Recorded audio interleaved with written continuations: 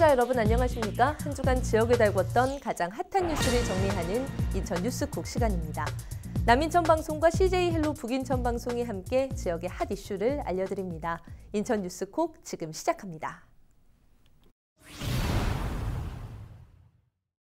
올해 인천시가 전국 광역시도 가운데는 처음으로 중고등학교 신입생 교복을 무상으로 지원하기 시작했는데요.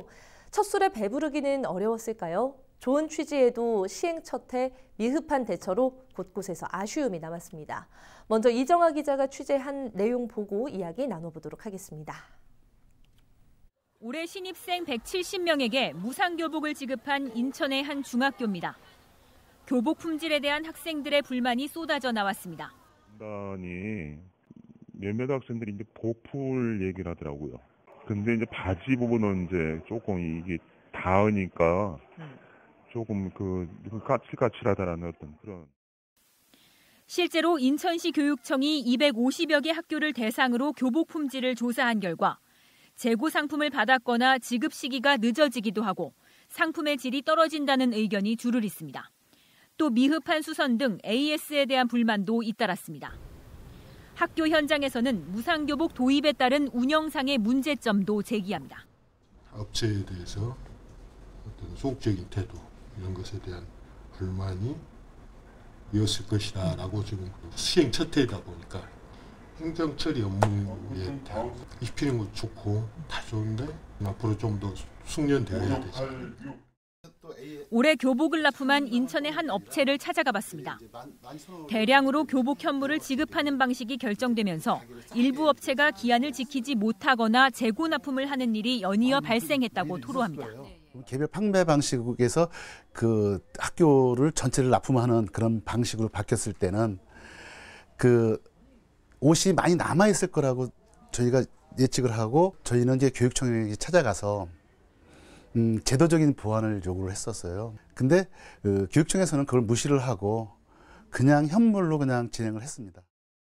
실제로 지난해 무상교복 시행 전 현물이냐 현금이냐 지급 방식을 놓고 한동안 이견이 있었습니다. 시행 1년 차 무상교복 운영 방식에 대한 고민이 필요하다는 목소리가 높습니다. 학교별로 공동 구매를 하지 않습니까? 그래서 학교별로 요구사항이 다 틀려요. 그래서 그런 학교들의 요구사항을 하나로 통합시키는 표준안을 만들자. 그래서 내년에는 그 표준안대로.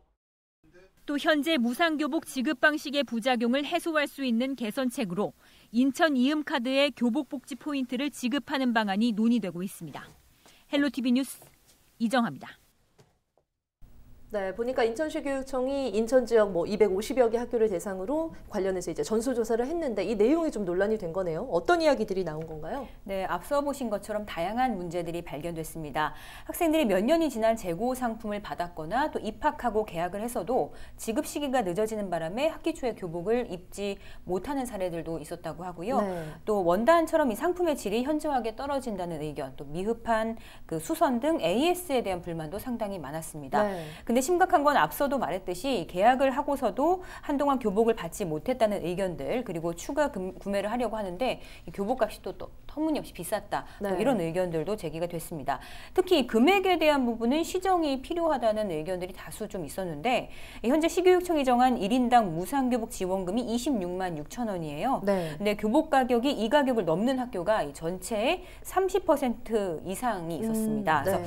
인천시 내에서 가장 비싼 교복이 지금 50만 원 정도인데 이 해당 학교의 학부모들은 차액을 추가로 좀 부담을 해야 된다는 그런 좀 한다는 점이 또 지적이 됐고요. 네. 현재는 각 학교마다 이 입찰 후에 품질 심사를 통과한 업체 가운데서 이 최저가를 써낸 곳이 낙찰되는 이 최저가 입찰제여서 이렇게 교복 가격에도 차이가 생긴다고 합니다. 그래서 똑같은 무상교복인데도 낙찰가에 따라 이 누구는 싸고 또 누구는 비싸고 일부 학부모가 불이익을 당하고 있는 그런 상황들이 계속 발생하고 있다는 거죠. 네, 이번 전수조사 결과는 좀 유의미하다고 볼 수 있을까요? 네, 일단 학생들로부터 이런 의견이 제시됐다. 이 정도이긴 한데 사실 개인의 개인의 기호가 다 있잖아요. 그래서 호불호가 다양하고 그렇기 때문에 더욱 다양한 의견들이 제기됐다고 생각을 하는데 네. 이 무상교복이라는 게 이제 같은 질을 이제 대량으로 납품을 하다 보니까 이런저런 불만들이 나오는 것 같습니다.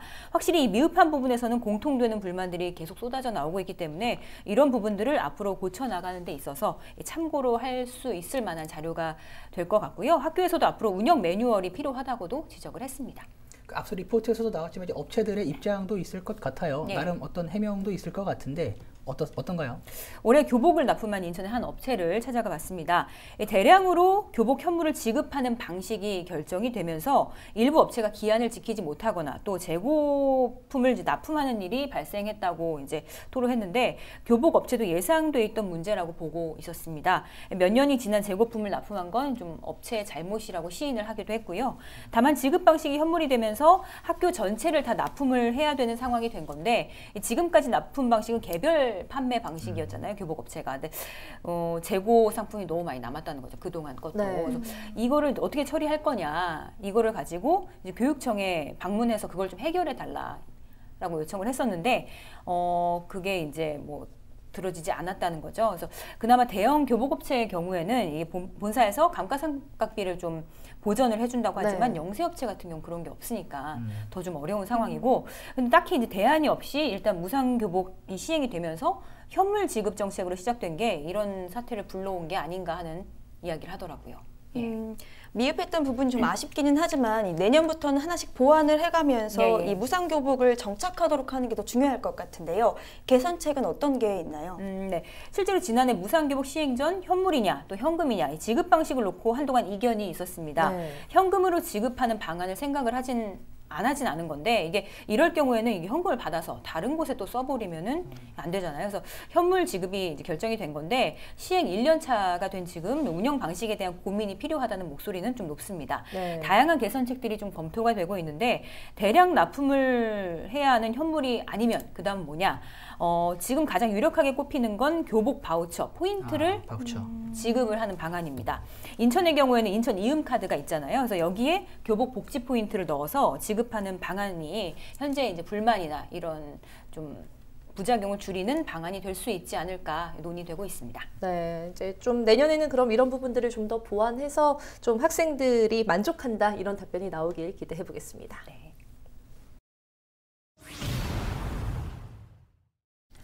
지난해 우리나라 노인 인구 비율은 14.7%로 고령 사회에 진입했습니다. 인천도 노인 인구 비율이 12.5%인데요. 인천시가 늘어나는 노인의 일자리를 창출하기 위해서 인천도시공사와 함께 노인적합 일자리 가치가유 사업을 시행합니다. 신한결 기자가 취재했습니다. 현재 인천의 노인 인구는 37만 명으로 인천 총인구의 12.5%를 차지하고 있습니다. 인천 전체 인구의 14%를 차지하는 베이비붐 세대가 65세에 진입하는 2020년이 되면 인천 역시 고령 사회로 진입합니다. 인천시가 이렇게 늘어나는 노인 인구에 발맞춰 노인 일자리 사업 가치가유를 시행합니다. 이분들의 경륜을 잘 살리는 것도 우리 나라의 경쟁력을 유지하는 겁니다. 그렇기 때문에 우리 노인 일자리도 경륜을 살리고 좀 소득도 높여드리면서 다양한 일자리를 만들어가는 게.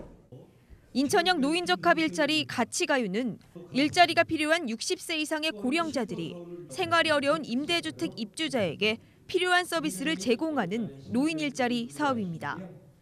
인천도시공사의 임대사업과 노인 일자리를 연계한 이번 정책은 복지 지원과 노인 일자리 창출을 동시에 만족시킨다는 장점이 있습니다. 발대식을 가진 70명의 실버 사원들은 올 11월까지 6개월간 월 86만 원의 월급을 받으며 활동하게 됩니다. 앞으로 이들은 집수리 등 안전관리와 거동이 불편한 주민을 위한 가사돌봄 서비스, 초중등 자녀 학습지도 교육관리, 임차인 실태조사 등의 업무를 맡게 됩니다. 은퇴 후에 어떠한 삶을 살 것인가 늘 고민하고 있었습니다. 모든 분들께 분들을 생각하면서 감사한 마음으로 열심히 달려보도록 하겠습니다.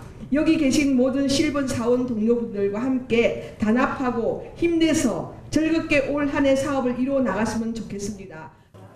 치가유 제1기 실버 사원들의 활동 결과를 토대로 사업을 추가로 연장한다는 계획입니다. 인천시는 이 밖에도 전년 대비 7,700개가 증가한 35,500개의 노인 일자리 창출을 목표로 경로당 행복지도사와 학교 방문 출입 관리원 등 일자리 제공을 위해 맞춤형 일자리를 지속적으로 개발한다는 방침입니다. NIB 뉴스 신한길입니다. 네, 이제 이번에 만드는 노인 일자리는 인천도시공사와 함께 이제 추진하는 사업인데 기존의 시도 이제 노인 일자리 사업을 해오긴 했었잖아요. 어떤 점이 좀 다른 건가요? 네, 이번 사업은 이 기업 연계형 일자리라는 점에서 지금까지의 사업과는 조금 다른 부분이 있습니다. 이 기업 연계형 사업이라는 것은 시가 아니라 이제 공사 기업이 직접 일자리를 제공을 하는 겁니다. 네. 인천시 같은 경우에는 이제 직무 모델을 하는 개발 비용과 또 4대 보험과 같은 간접 비용만 투자를 하게 되고요.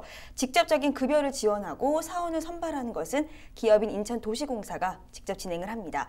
시 입장에서는 적은 비용인 간접 비용만으로도 일자리 창출이 가능하기 때문에 장점이 있고요. 네. 이 공사는 본인들이 관리하고 있는 임대주택의 입주민들의 생활 기반 마련이 안정적으로 운영이 될 수 있기 때문에 장점이 있다고 볼 수 있습니다. 이번에 선발된 실버 사원들은 이 공사가 관리하는 주택에서 이제 거동이 불편하신 분들에게 주거복지 서비스를 제공하는 업무를 맡게 되는데요. 이제 재미있는 것은 이제 이번에 선발이 된 사원들 역시 이 주택에 살고 있는 거주민 분들입니다. 다시 말해서 이 실버 사원분들은 이웃분들에게 도움을 드리는 건데요. 도움을 받는 분들 역시 아무래도 낯선 이들의 방문보다는 이웃의 도움이 더 마음적으로 더 안정이 있기 때문에 여러모로 좋다고 볼 수 있습니다. 더불어 이번 사업은 적합형 일자리라고 해서요. 네. 이제 65세 이상의 분들이 실버 사원이 되셨는데 은퇴하기 직전까지의 경력에 맞게 업무를 배치를 했습니다. 네. 실제로 발대식에 제가 참석을 했었는데 만나뵀던 밴들 중에 자녀 교육 관리를 하시는 분들은 이제 뭐 35년간 중학교에서 수학교사를 하셨던 분들도 있고요. 네. 또 안전관리 요원에 배치되신 분들은 건설사에서 오랫동안 근무하셨던 분들도 있었습니다. 그러니까 인천 같은 경우에 이제 노인 일자리를 꾸준히 창출하는 이런 활동들을 이어가고 있는데 실제 앞서 리포트에서 잠깐 언급을 했던 것 같아요. 인천도 고령화 사회에 접어들었다고 볼 수 있을까요? 어때요? 네, 현재 인천의 노인 인구는 37만 명입니다. 12.5% 정도가 되는데요. 네. 또 1955년에서 74년 사이에 태어난 인구가 굉장히 많은 세대입니다. 이 베이비 부머 세대 역시 2020년이 되면은 65세에 진입하게 되면서 네. 노인 인구가 꾸준히 늘고 있습니다. 즉 인천은 2020년부터 고령 사회에 진입을 하게 되는 겁니다. 또 50대와 60대를 통틀어서 일컫는 신중년 역시 인천은 83만 명인데요. 무려 전체 인구의 28%가 됩니다. 그러니까 노인이 점점 굉장히 급박하게 늘고 있고 네. 그만큼 이제 일자리 제공과 또 그와 맞는 창출이 굉장히 시급한 상황이라고 볼 수 있습니다. 네, 인천 노인 인구가 이게 점점 늘고 있다는 건데 인천의 노인 일자리 목표와 또 계획은 뭘까요? 인천은 아무래도 작년에 비해서는 많은 일자리를 창출하려고 노력을 하고 있는데요. 작년 대비 7,700개가 늘어난 올해 목표에는 35,000개 창출을 목표로 하고 있습니다. 네. 이 투입이 되는 사업비 역시 200억 원 가량 늘렸습니다. 920억 원 정도를 투입을 하겠다라고 발표를 한 상태고요. 이제 중요한 점은 이번 사업 가치가요처럼 좀 더 이제 은퇴하신 분들이 경력에 맞게 적합하게 적재적소에 배치를 하는 일자리를 개발을 하겠다라는 방침도 내놓았는데요. 네. 2022년까지는 무려 18,000개 정도의 일자리를 새로 개발을 하고 연구를 해서 제공을 하겠다라고 발표를 한 상태입니다. 더불어서 일자리 개발뿐만 아니라 이제 아무런 능력이 없으신 분들이거나 혹은 새로운 일자리에 배치하시는 분들을 위해서 교육 훈련 기간도 새로 만들 계획이고요. 또 기업을 위해서는 만 60세 이상의 근로자를 채용한 기업에게는 급여의 50%를 지원한다거나 네. 혹은 채용 성과금을 지원하는 등의 방침도 마련을 할 예정입니다. 근데 이제 시 행정뿐만 아니라 이런 사업은 또 유관기관의 협력이 중요한 부분이기 때문에 네. 앞으로 어떻게 될지는 조금 더 지켜봐야 할 것 같습니다. 네, 더 많은 어르신들이 이제 이를 통해서 뭐 소득도 얻고 활력도 얻으실 수 있게끔 이런 노인 일자리 정책 잘 정착됐으면 하는 바람입니다.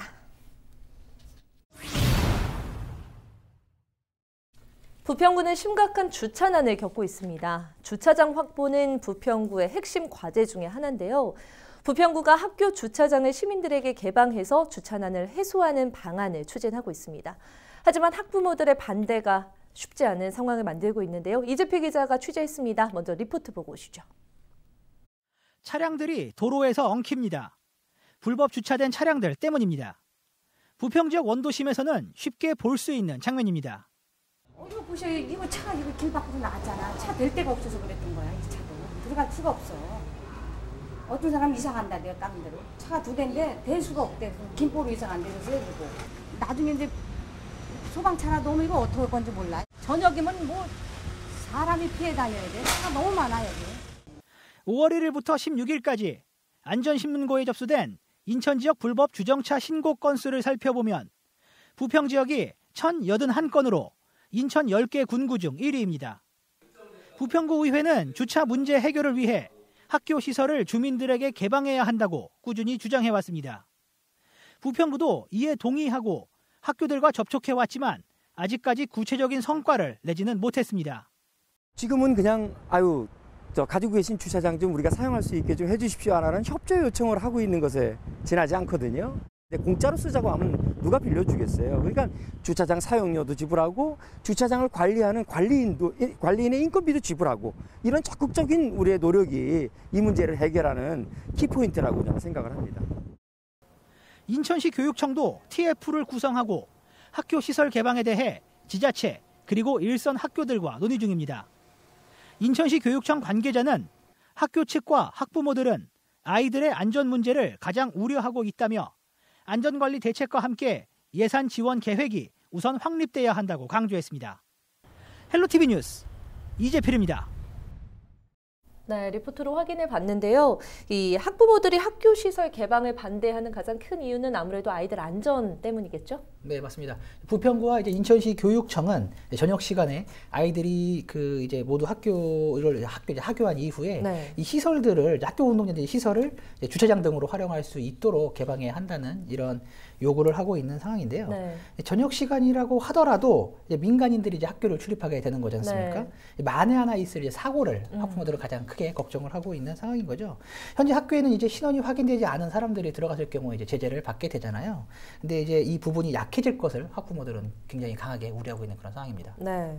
그런데 이제 인근 부천시 같은 경우는 학교와 학부모들의 협의를 이끌어냈다고 들었는데 맞나요? 네, 맞습니다. 그러니까 지난 29일이죠. 부천시가 이제 약대 초등학교 등 지역의 7개 학교와 학교 시설 개방에 합의를 했습니다. 이제 8월까지 차량 출자 시스템 등 이제 설비를 설치를 하고 9월부터 본격적으로 이제 학교를 주민들에게 개방하겠다라는 이런 입장인 건데요. 부천시는 내년까지 이제 시설 개방 학교를 40곳까지 늘린다는 그런 계획입니다. 근데 부천 지역 학부모들은 이게 학교 개방을 반대하지 않은 건지 어떻게 이게 합의를 이끌어내게 된 건가요? 네, 앞서 이제 지난 3월에 부천시와 경기도 교육청 그리고 부천교육지원청 그리고 이제 지역 내 121곳의 학교가 이제 학교 시설 개방 협약을 체결을 했습니다. 당시 협약을 체결한 곳 중 이제 7곳이 이번에 먼저 이제 학교 시설을 실질적으로 개방하겠다라고 이렇게 약속을 하고 나선 그런 상황인데요. 네. 당시에도 이제 학부모들은 그 아이들의 안전을 가장 우려하면서 이거 만약 개방하면은 문제 있는 거 아니냐라는 이런 반대 의견들을 강하게 제기하기도 했었습니다. 근데 이거를 어떻게 이렇게 합의를 이뤘냐면은 부천시가 안전에 대한 모든 책임은 우리가 진다라는 강한 약속을 한 거죠. 먼저 CCTV와 안전요원 배치 등 이제 안전 관련 비용을 모두 부천시가 부담하기로 약속을 했습니다. 네. 그리고 학교 주차장 조성과 이에 따른 어떤 유지 관리 보수 비용 역시 부천시가 부담을 합니다. 여기에 이제 보험에도 가입을 해서 사건 사고 발생 시 이에 대한 비용적 그리고 행정적 책임도 모두 부천시가 지겠다라고 이런 약속을 하고 나선 건데요. 부천시가 이같이 이렇게 보여지는 이런 약속들을 하고 나서자 교육청과 일선 학교들도 학교 개방에 합의를 하고 나선 그런 상황인 겁니다. 네, 뭐 부천 상황도 그렇고 지금 뭐 리포트에서도 확인을 했고 인천시 교육청도 얘기를 했듯이 아무래도 안전을 담보할 수 있는 이런 조치, 지원 이게 가장 중요할 것 같은데요. 인천시에서는 그러면 현재 시설을 개방한 학교는 전혀 없는 상황인가요? 아니요, 있습니다. 바로 미추홀구의 용종초등학교인데요. 이 앞에 있는 이제 신한결 기자가 지난 3월에 취재해서 리포트로 보도해 드린 바가 있어요. 네. 미추홀구와 용종초등학교가 학교 주차장을 이제 주민들에게 이제 개방하기로 협약을 맺었는데요. 미추홀구도 이제 인천의 대표 원도심으로 굉장한 추천을 겪고 있는 지역 중에 한 곳입니다. 이에 이제 학교와 같은 공유 자원을 활용해 보자라는 이제 취지로 미추홀구가 움직이기 시작을 한 건데요. 당시에도 미추홀구는 이제 학교를 개방하는 대신에 학교 이제 주차장을 개보수하는 비용을 지원해주기로 약속을 한 그런 상황입니다. 미추홀구는 이제 올해 안으로 약 10곳의 학교를 추가로 개방한다는 그런 계획을 갖고 추진 중에 있습니다. 네, 아무래도 뭐 아이들의 안전이 최우선일 텐데 주민들의 편의와 또 아이들의 안전이 모두 담보될 수 있게 지역사회가 촘촘하게 협업하기를 기대해 보도록 하겠습니다. 네, 남인천 방송과 CJ 헬로 북인천 방송이 함께 준비한 인천 뉴스콕 오늘 준비한 소식은 여기까지입니다. 시청해주신 여러분 고맙습니다.